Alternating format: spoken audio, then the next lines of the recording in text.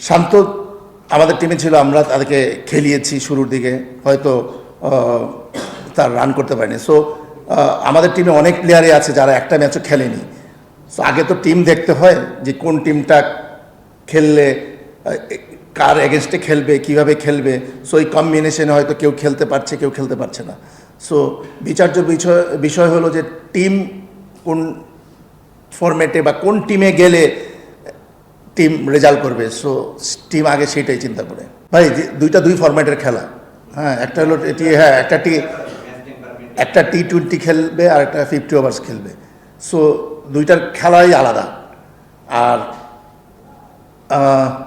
কিছু সময় থাকে প্লেয়ারদের যে অফ ফর্ম যায়, হ্যাঁ। সো হয়তো তার এই খেলার মধ্যে তার এই ফরম্যাটে খেলতে এসে হয়তো কিছুটা সমস্যা হয়েছে। তো শান্ত যেই টাইপের প্লেয়ার, এটা যে কোনো সময় কামব্যাক করবে আশা করি, এবং বাংলাদেশ টিমকে এই সামনে যেই চ্যাম্পিয়ন্স ট্রফি হবে সে অধিনায়কত্ব করবে, এবং বাংলাদেশ টিমের সামনে থেকেই সে অ্যাজ এ ব্যাটার আমি আশা করি যে সে লিড করবে। দেখেন, একটা টিমের কম্বিনেশন ভাঙলে হয়তো কোনোভাবে না কোনোভাবে যদি কোনো ম্যাচ হেরে যাওয়ার পসিবিলিটি থাকে, সো মোমেন্টাম অন্যদিকে চলে যায়। এখানে কিন্তু এক্সাম্পলও আছে এই টুর্নামেন্টে।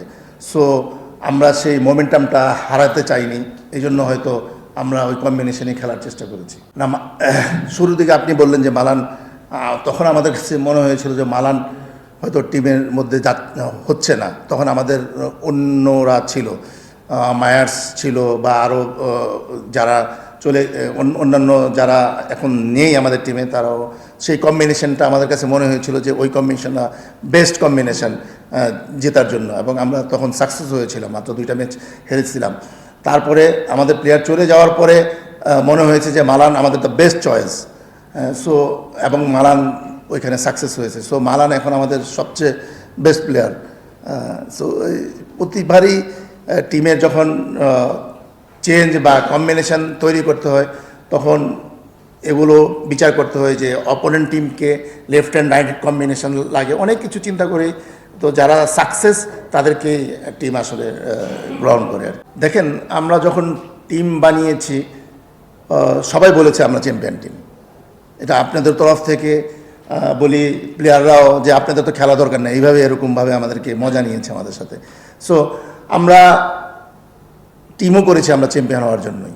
সো আমাদের টিম কম্বিনেশন দেখলেও তাই হয়।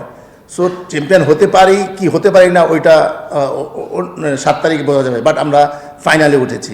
আমাদের সেই কম্বিনেশন, আমাদের সেই টিম বন্ডিং, আমাদের সেটা কাজ করেছে, এবং আমরা প্রথম দিন থেকেই চেয়েছি যে আমরা ফাইনাল খেলবো। ইনশাল্লাহ আমরা সেইভাবে সেই লক্ষ্যে এগিয়েছি এবং আমরা যেতে পেরেছি।